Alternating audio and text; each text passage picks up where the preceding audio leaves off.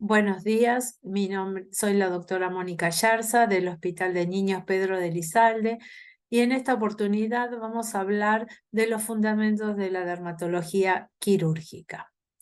Cirugía viene del griego y significa trabajar con las manos. En la antigüedad, el cirujano era considerado un técnico, un arreglador, lo que hacía con sus manos, y no estaba relacionado con el arte de curar. El médico más bien estaba relacionado con los chamanes, los sacerdotes, los sanadores. Y es a fines del siglo XIX cuando se consuma la integración de la medicina y la cirugía en un mismo campo de conocimientos y enseñanzas. La cirugía en sí significa que es la práctica que implica la manipulación mecánica de estructuras anatómicas, ya sea con un fin médico, sea bien diagnóstico, terapéutico o pronóstico. Y la intervención o quirúrgica u operación en sí es el tratamiento cruento de los trastornos físicos o funcionales. La cirugía lleva desde tiempos muy lejanos y fue evolucionando en cuanto a técnicas y a las finalidades. En la antigüedad, por ejemplo, se hacían trepanaciones craneanas para echar a los malos espíritus. Y es en la segunda mitad del siglo XIX cuando se fue transformando en una ciencia con objetivos y metodologías propias. Los obstáculos que tuvo que sortear la cirugía a través del tiempo fueron estos tres grandes obstáculos: el dolor, la hemorragia y las infecciones. Así vemos cómo en el siglo XVI Paré disminuye las hemorragias a través de las ligaduras y la cauterización. Y como podemos observar, a partir de mitad de 1800 es cuando se producen los grandes avances dentro de la cirugía, ya sea con la introducción del anestésico. El primero fue el óxido nitroso o el gas hilarante, el gas de la risa, en donde se utilizaba a fines lúdicos. Y es ahí cuando se descubre que una persona que estaba bajo los efectos de este gas se lastimó y no sufría dolor. Y es así que se lo empieza a utilizar, sobre todo en los procedimientos odontológicos. Después, con la teoría de los gérmenes por Pasteur y el gran descubrimiento de Semmelweis, donde es un médico húngaro que se lo conoce como el salvador de las madres, ya que observó que el lavado entre paciente y paciente, el lavado frecuente de las manos, disminuía muchísimo la muerte por sepsis puerperal.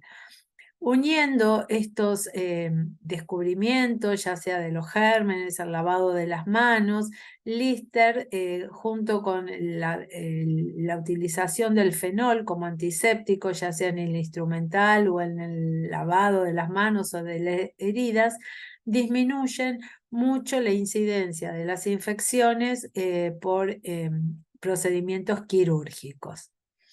Y a fines del 1800, Hasted es donde utiliza los guantes de goma. Esto es a través de una historia de amor, que el ayudante de él sufría de una dermatitis por lo del uso de los antisépticos. Entonces, para evitar esto, es que le pide a la fábrica Goodyear de las gomas, de los neumáticos, que le fabriquen unos guantes que sean bien finitos, que no impidan la manipulación o la sensibilidad. Y es ahí donde se descubren los guantes de goma y comienza la utilización de ellos. Acá vemos también el paso de la utilización de los anestésicos, y vemos que los anestésicos locales están utilizados en nuestros procedimientos dermatológicos, son relativamente nuevos, en comienzos de 1900. Así es como vemos que a fines del siglo XIX es cuando aumenta el valor de la técnica quirúrgica atraumática y aséptica. y esto posibilitó la elaboración de técnicas quirúrgicas destinadas a extirpación, a sustitución de órganos, reparación de estructura y restablecimiento de las funciones. ¿Qué significa asepsia? Es el procedimiento para eliminar microorganismos en objetos o superficies. Y la antisepsia es sobre los seres vivos. Entonces, en una técnica aséptica vamos a ver que hay métodos o prácticas que van a prevenir la contaminación cruzada durante la cirugía. Y esto implica una preparación adecuada, ya sea en las instalaciones, de todo el entorno, el campo operatorio, el personal, el paciente y el material quirúrgico. Una buena regla que tenemos que tener presente siempre es que lo estéril debe tocar solo lo estéril. Esto sobre todo en el campo operatorio que vayamos a utilizar. Vemos que para la limpieza siempre tenemos que seguir algunos pasos. Lo mejor es de arriba hacia abajo, ir limpiando de los extremos, ir de lo distal a lo proximal, del centro hacia la periferia. El lavado debe ser a veces para indicarle a los pacientes, como ya vamos a ver más adelante, la preparación de los pacientes, que es con el lavado o el baño durante 3 días previos, siempre tienen que ser de la cabeza a los pies, de lo limpio a lo sucio y siempre del centro hacia afuera si es de una lesión. Entonces, ¿qué es una técnica quirúrgica atraumática? Podemos llamarla así cuando vamos a tratar de reducir la exposición del tejido. Las tomas siempre tienen que ser delicadas, no tenemos que cuidar a los tejidos con la tracción o la presión. No hacer ligaduras en masa y siempre utilizar hilos finos para tener el menor cuerpo extraño posible en el campo quirúrgico. Las suturas no deben estar a tensión. Tenemos que tratar de que el tiempo quirúrgico sea el menor posible, ya que a medida que avanza, que son operaciones o procedimientos más prolongados, es más frecuente la contaminación y tener una adecuada hemostasia. Entonces, tenemos que seguir una buena técnica, vamos a tener que cumplir con los principios de Halsted. Estos son tener la hemostasia perfecta, la asepsia, cumplir con asepsia y antisepsia, el manejo delicado de los tejidos, preservar el aporte vascular, tener una tensión mínima en los tejidos, esto es en el cierre. Como vamos a ver, todos estos procedimientos nos van a ayudar para un buen resultado final, como vamos a ir viendo en el desarrollo de las clases. Tener una aposición correcta de los tejidos y tratar de evitar los espacios muertos.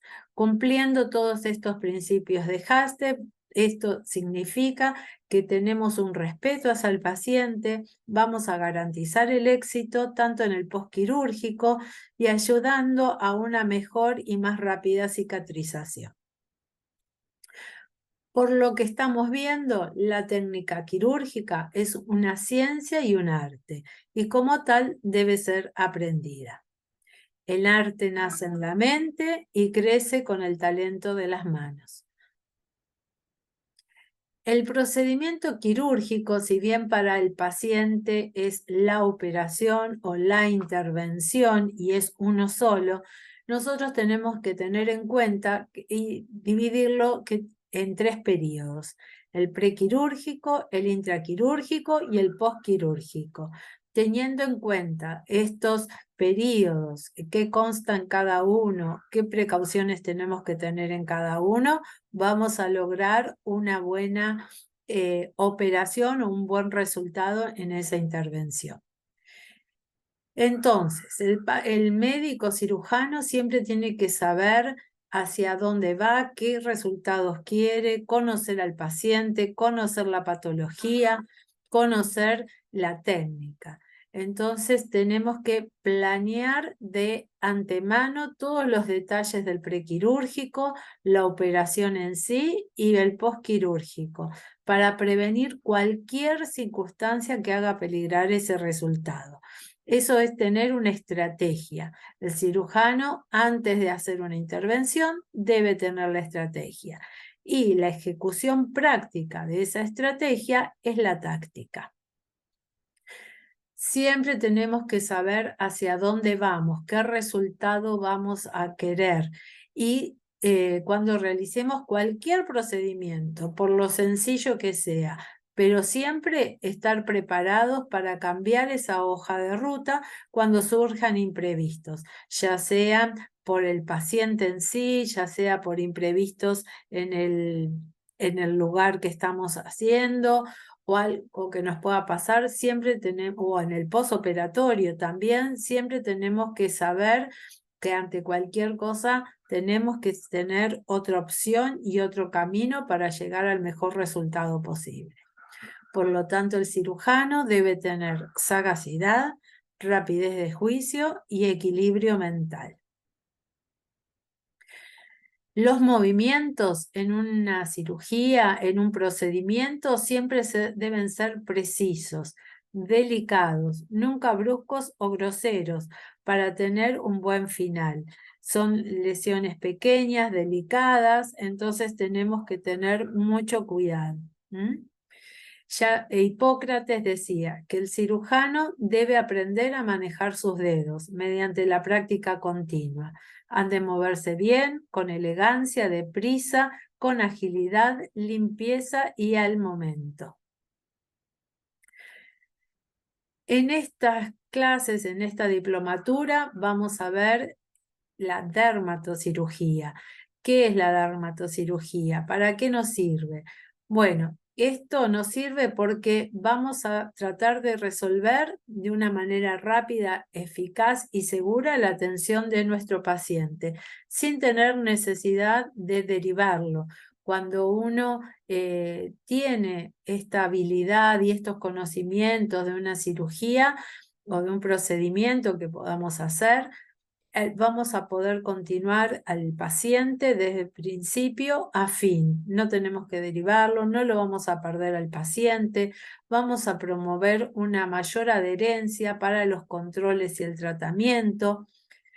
Va a ser más resolutiva porque nosotros sabemos de la patología, no es lo mismo que nosotros podamos resolver algo a que lo derivemos a un cirujano general en donde no conoce la patología, entonces a veces ya sea en un tumor, no vas a ver los márgenes o no vas a ver bien qué es lo que hay que sacar, qué es lo importante, como si nosotros que ya conocemos la patología. Y esto también nos va a ayudar para derivar bien al anatomopatólogo la muestra, donde va a estar mejor enviada, ya sea por el medio en que lo tenemos que enviar, y realizar un protocolo más detallado en donde podamos ayudar al patólogo a arribar al diagnóstico. Ya que él no conoce al paciente, entonces nosotros vamos a poder. No es lo mismo que un patólogo reciba un protocolo todo detallado con todo lo que nosotros sabemos del tiempo de evolución, la localización, los probables diagnósticos diferenciales que tenemos, así lo completa un cirujano en donde no conoce las patologías, no sabe los diagnósticos diferenciales o no sabe hacer la descripción, porque no es de su especialidad. Es distinto a cuando lo hacemos nosotros. Entonces podemos llegar a un mejor diagnóstico. Entonces, para realizar una intervención quirúrgica siempre es necesario conocer la patología, que es fundamental. Por eso es tan importante que un dermatólogo tenga conocimiento de también la cirugía. Esta es una especialidad clínico-quirúrgica, entonces tenemos que estar preparados para hacer ciertos procedimientos. Y si no podemos resolverlo nosotros solos, porque es algo muy complejo, bueno, estar o acompañando al médico especialista o poder decirle o asesorarlo en qué va a ser lo mejor para el paciente. Tenemos que conocer la anatomía de la región para hacer un procedimiento y conocer la técnica quirúrgica, por supuesto. Entonces, la técnica quirúrgica estudia la ejecución reglada y sincrónica de maniobras operatorias para lograr la mayor eficiencia posible.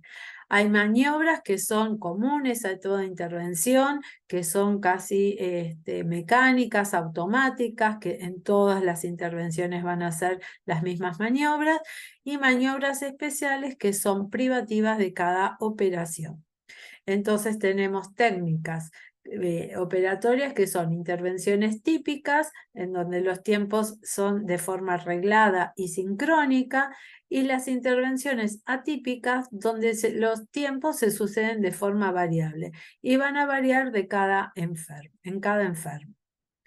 No olvidemos que la cirugía es un trabajo en equipo. Acá es importante nuestro ayudante, el ayudante, si estamos en quirófano, la instrumentadora, el técnico, las enfermeras, el personal de limpieza. O sea, para tener un éxito en una intervención, en un procedimiento, es importante trabajar en equipo y cada uno que sea responsable y cuidadoso de lo que tiene que hacer, de su actividad. En una cirugía siempre hay tiempos quirúrgicos que hay que respetar. Las antisepsia, después vamos a colocar los campos o compresas para aislar, para formar ese campo quirúrgico, la diéresis, después la hemostasia, la exploración, exéresis, el avenamiento o drenaje y la síntesis. Estos pasos los vamos a ir viendo y desarrollando a medida de la evolución del curso. Es muy importante, antes de hacer un procedimiento, la valoración prequirúrgica. Dentro de ellas tenemos la historia clínica detallada, como ya hemos visto, un laboratorio para ver cómo está ese medio interno, cómo está el coagulograma, si tiene diabetes o algún factor de riesgo. El consentimiento informado. Cualquier procedimiento que hagamos, cualquier intervención que hagamos a alguien, tiene que estar informado, por mínimo que sea, y tiene que estar firmado. La documentación fotográfica es fundamental, no solamente como para ver la evolución y tener el registro de lo que pasa, sino que a veces también es importante porque el paciente por ahí no se había dado cuenta de una asimetría que tenía o de una mancha, y después del procedimiento lo observa y se cree que es producto de algún factor que pudo haber sucedido en la cirugía. Entonces es muy importante la documentación fotográfica. Determinar el tipo de anestesia, si ya sea local o general, y el lugar del procedimiento. Sobre todo en dermatología quirúrgica, pediátrica, a veces hay procedimientos sencillos que los podríamos realizar con anestesia local, pero por la localización o por la edad del paciente o por las características de ese paciente, lo vamos a tener que hacer con anestesia general, y entonces va a tener que ir al quirófano. Entonces es muy importante esta evaluación, porque a veces por creer que el procedimiento es sencillo, lo vamos a hacer con anestesia local, y después vemos que el paciente no lo tolera o se asusta, entonces y no lo podemos realizar. Entonces esa está mal hecha la valoración prequirúrgica. Entonces es muy importante. Y siempre diseñar la cirugía a realizar, ya sea por los planos de clivaje, la localización, cómo va a cerrar, la tensión. Eso todo lo vamos a ir viendo a medida que se desarrolle la diplomatura. Tenemos que clasificar a la cirugía, ya sea si es de escasa dificultad técnica, como les decía anteriormente, si es de menor complejidad, pero con una mayor dificultad técnica, o es de mayor complejidad. Y de acuerdo a eso vamos a saber dónde la hacemos y si la podemos realizar nosotros o tenemos que derivarlo o acompañar a otro médico especialista. La preparación prequirúrgica es fundamental, sobre todo en dermatología pediátrica.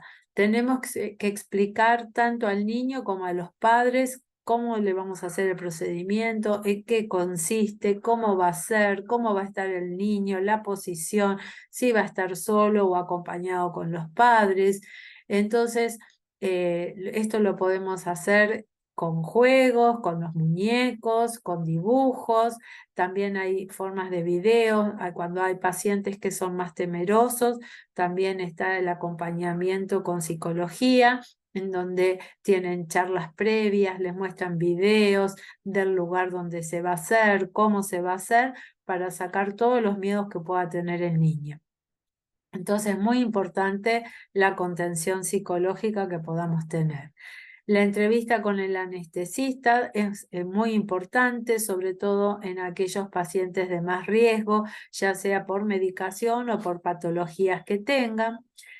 Escuchar al niño los miedos que pueden tener, las fantasías que pueden tener, a veces a nosotros no se nos ocurre y ellos también tienen sus miedos, sus fantasías, el miedo a morirse en los niños existe, entonces siempre escucharlos, ellos qué piensan que les vamos a hacer, si es el dolor, si piensan qué les va a pasar, explicar que le va a quedar una cicatriz.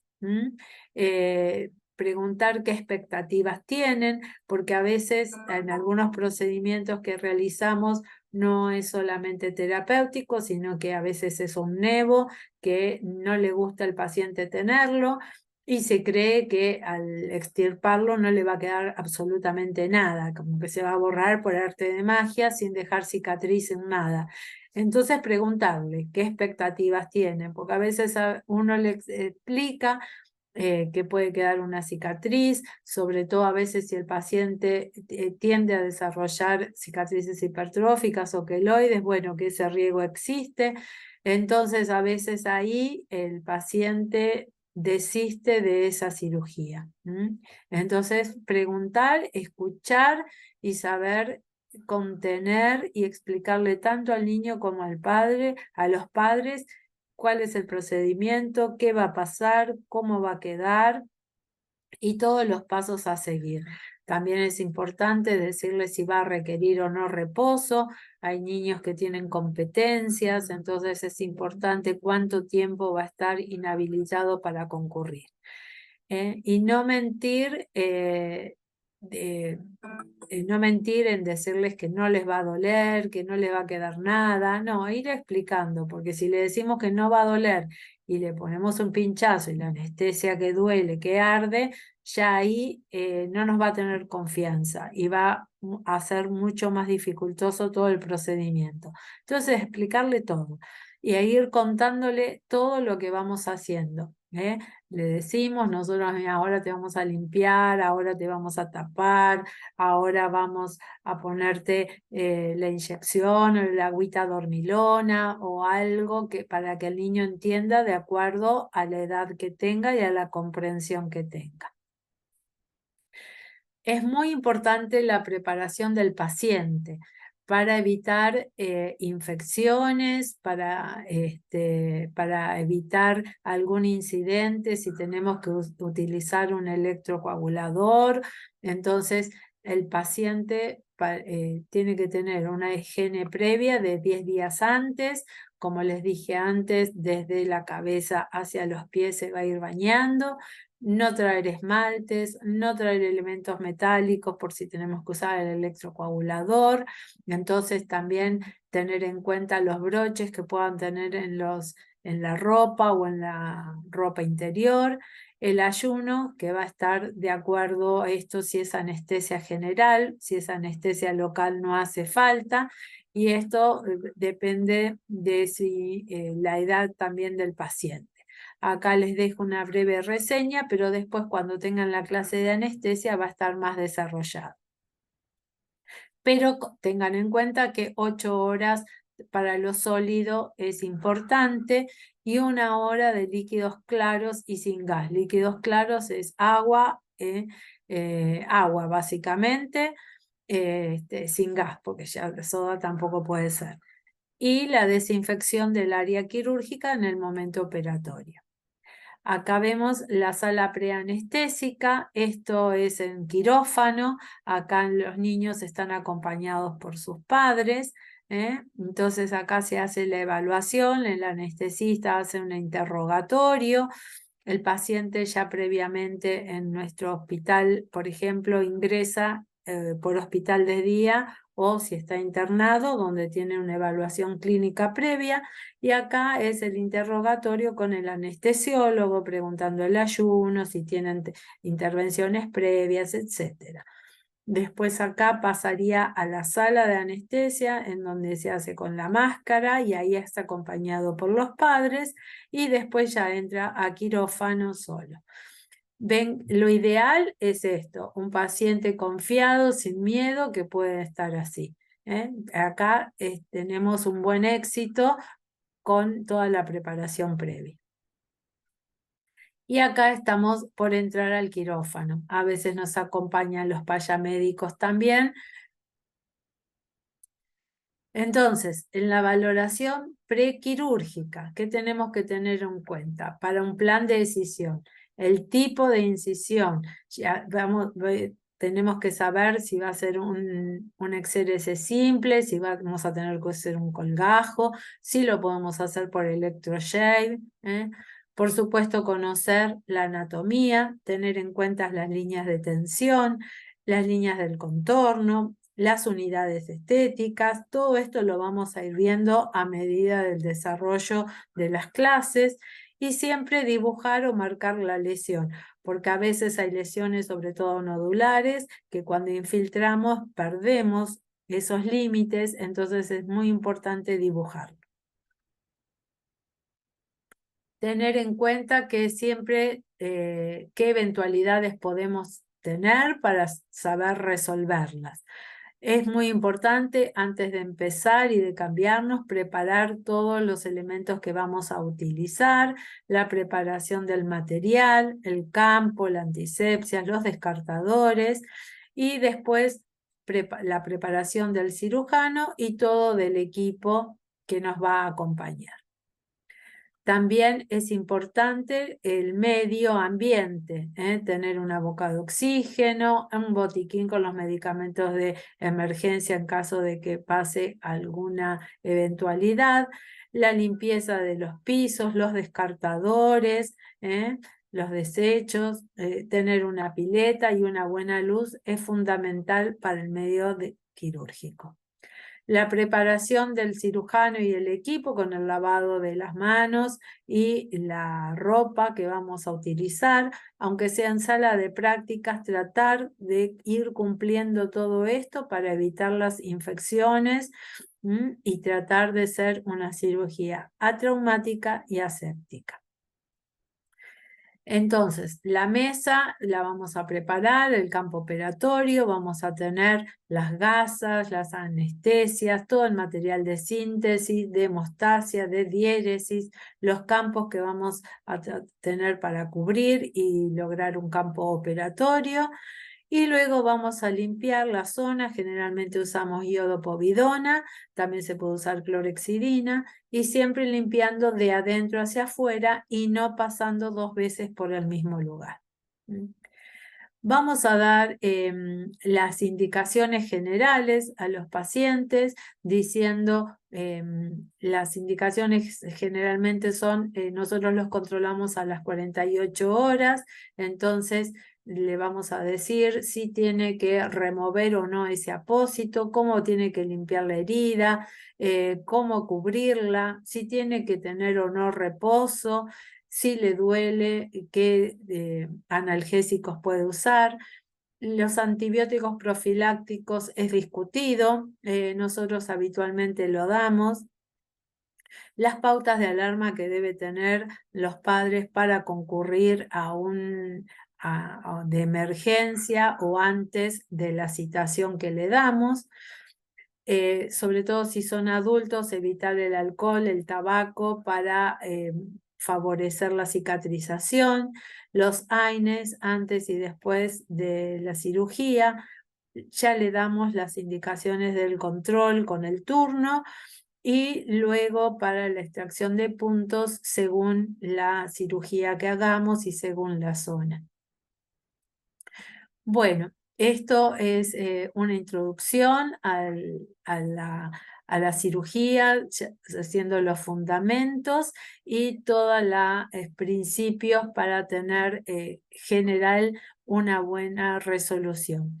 A medida que vayamos teniendo las clases, vamos a ir desarrollando esto con mayor detalle. Muchas gracias y nos vemos en la próxima.